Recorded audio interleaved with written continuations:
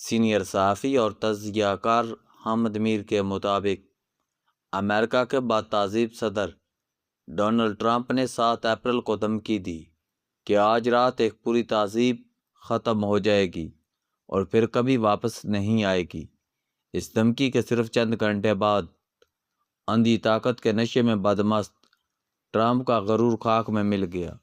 ایک پوری تہذیب کو ملیہ میٹ کرنے کی دھمکی کے الفاظ ان کا اپنا ہی تھوک بن کر واپس ان کے چہرے پر آ گرے۔ جس تہذیب کو انہوں نے ختم کرنے کی دھمکی دی تھی، اسی تہذیب کے ساتھ ٹرمپ کو 2 ہفتے کے لیے سیز فائر کرنا پڑا۔ اب خفت بھی تو مٹانی تھی، کیونکہ اس سیز فائر کے بعد ایران دنیا کی واحد سپر پاور امریکہ کے برابر آ چکا تھا۔ ایرانی قوم اس سیز فائر کو اپنی فتح قرار دے رہی تھی۔ ٹرمپ نے بھی 2 ہفتے کا سیز فائر ماننے کے بعد میں جیت گیا کا دعویٰ کر دیا۔ یہ عارضی سیز فائر دراصل امن کی جیت ہے۔ جیت کے کئی باپ ہوتے ہیں، شکست کا کوئی باپ نہیں بنتا۔ یہ شکست دراصل نیتن یاہو کا مقدر بنی، جو ٹرمپ کو گھیر کر اس جنگ میں لایا تھا، اور دونوں نے مل کر 28 فروری کو ایران پر حملہ کر دیا تھا۔ امریکہ اور اسرائیل کا خیال تھا کہ جنگ کے آغاز میں ہی ایران کے سپریم لیڈر آیت اللہ خامنہ ای کی شہادت کے بعد ایران کی موجودہ قیادت کے لیے ملک کو سنبھالنا مشکل ہو جائے گا اور عوام سڑکوں پر نکل آئے گی۔ ٹرمپ نے اپنے خفیہ اداروں کے ذریعے بھاری مقدار میں اسلحہ عراقی کردوں کے سپرد کر دیا تھا، تاکہ وہ ایرانی حکومت کے مخالفین تک یہ اسلحہ پہنچا دیں۔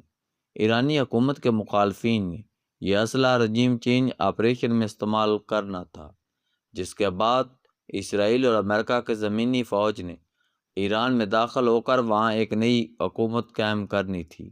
یہ پورا منصوبہ دھرے کا دھرا رہ گیا۔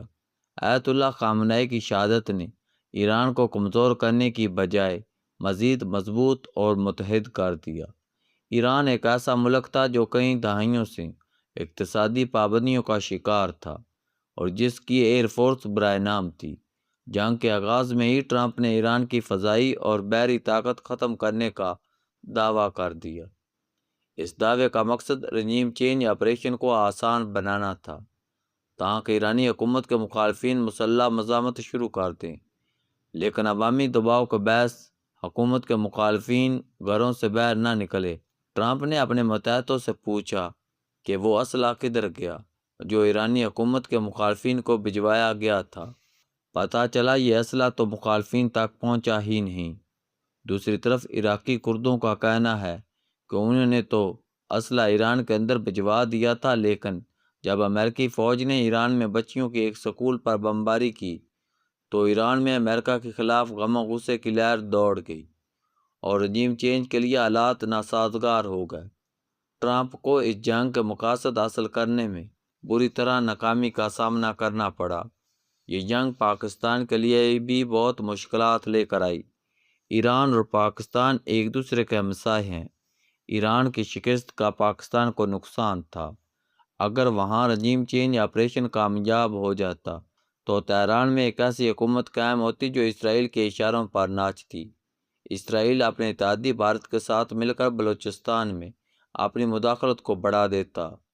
پاکستان کے لیے دوسری مشکل یہ تھی کہ ایران نے امریکہ اور اسرائیل کے حملے کے بعد جوابی کارروائی میں خلیجی ملکوں میں قائم فوجی اڈوں کو نشانہ بنایا، اور جن ملکوں پر حملے ہوئے ان میں سعودی عرب بھی شامل تھا، جس کے ساتھ پاکستان نے دفاعی تعاون کا معاہدہ کر رکھا ہے۔ پاکستان ایک طرف ایران پر حملوں کی مذمت کر رہا تھا، دوسری طرف ایران کو سعودی عرب پر حملوں سے روک رہا تھا۔ پاکستان نے ایران اور امریکہ کے درمیان سیز فائر کے لیے کوششوں کا آغاز کیا تو بھارتی حکومت نے ان کوششوں کو انتہائی بھونڈے الفاظ میں مذاق اڑایا۔ یہ بھی بات کسی کی کہ ماضی میں امریکہ کی جنگوں کا حصہ بن کر پاکستان نے بہت ڈالر کمائے، لیکن یہ پہلی جنگ ہے جس میں پاکستان کو ڈالر واپس دینے پڑ رہے ہیں۔ اس طنز کا تعلق UAE کو قرضے کی ادائیگی سے تھا۔ اس تمام تر پراپیگنڈے کے باوجود پاکستان نے قیام امن کے لیے اپنی کوششیں جاری رکھی۔ میں ان گستاخوں میں شامل ہوں جنہوں نے ہمیشہ ڈونلڈ ٹرمپ کو نوبل امن انعام کے لیے نامزد کرنے پر تنقید کی۔ میری دانست میں یہ نامزدگی ایک غلطی تھی، لیکن اس غلطی نے ٹرمپ کو پاکستانی قیادت کا پرستار بنا دیا، کیونکہ موصوف کو نوبل امن انعام کے لیے نامزد کرنے کے فیصلے کا سب سے زیادہ مذاق تو خود امریکہ میں اڑایا گیا۔ اس فیصلے یا غلطی نے ٹرمپ اور پاکستانی قیادت کے درمیان ایک ایسا تعلق قائم کیا کہ ٹرمپ بار بار پاکستانی قیادت کی تعریف کرنے لگے۔ یہ تعریف پاکستانی قیادت کے لیے کئی دفعہ بھاری پتھر بن جاتی، لیکن جب پاکستان نے سیز فائر کے لیے کوشش شروع کی تو ٹرمپ کے ساتھ قائم ہونے والا یہ تعلق بہت کام آیا۔ جس دن ٹرمپ نے ایک رات میں پوری تہذیب کو مٹانے کی دھمکی دی، اس دن ایسا لگ رہا تھا کہ دنیا تیسری عالمی جنگ کے دہانے پر پہنچ گئی ہے۔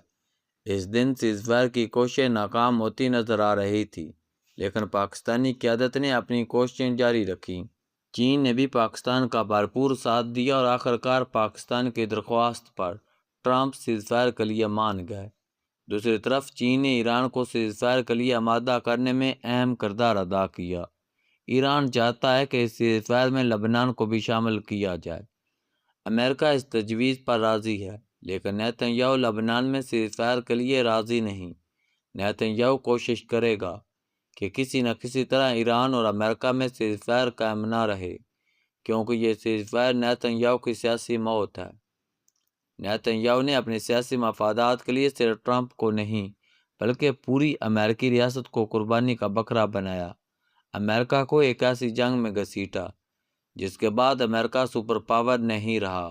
اس جنگ نے ایک طرف دنیا میں امریکی طاقت اور گھمنڈ کا اثر نیچا کیا، تو دوسری طرف صہیونی سازشوں کو پوری دنیا میں بے نقاب کر دیا۔ وہ مسلم ممالک جنہیں ایک نام نہاد معاہدہ ابراہیمی کی طرف دھکیلا جا رہا تھا، اب اسرائیل کو تسلیم کرنے سے قبل 100 دفعہ سوچیں گے کہ اس معاہدے کا اصل مقصد دنیا میں ابراہیمی مذاہب کو قریب لانا ہے یا گریٹر اسرائیل قائم کرنا ہے۔ اس جنگ کی امریکہ اور یورپ کے آرتھوڈکس یہودیوں نے بھرپور مخالفت کر کے دنیا کو بتایا کہ صہیونیت اور یہودیت دو مختلف چیزیں ہیں۔ صہیونیت پر تنقید کا مطلب یہودیت پر تنقید نہیں۔ اس جنگ میں امریکہ کی سول سوسائٹی اور اہل فکر و دانش کے علاوہ ٹیکر کارلس جیسے صحافیوں کا ایک مثبت چہرہ بھی سامنے آیا، جنہوں نے جنگ کی بھرپور مخالفت کر کے ٹرمپ کو سیز فائر پر مجبور کیا۔ ٹرمپ کی مخالفت کا مطلب امریکہ دشمنی نہیں ہے، یاد رکھیں یہ ایک عارضی سیز فائر ہے۔ مستقل امن کی منزل ابھی دور ہے۔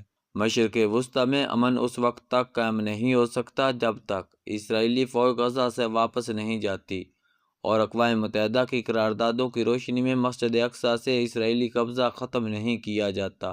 مشرق وسطی میں مستقل امن نیتن یاہو ان کی دوست نریندر مودی کے لیے قابل قبول نہیں۔ پاکستان کو مشرق وسطی میں قیام امن کے ساتھ افغانستان سے کشیدگی کو بھی ختم کرنے پر توجہ دینی ہوگی۔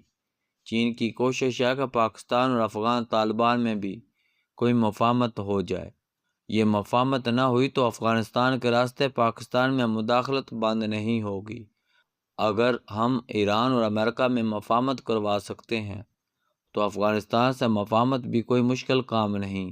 اس معاملے میں ایران، سعودی عرب اور چین کا کردار اہم ہوگا۔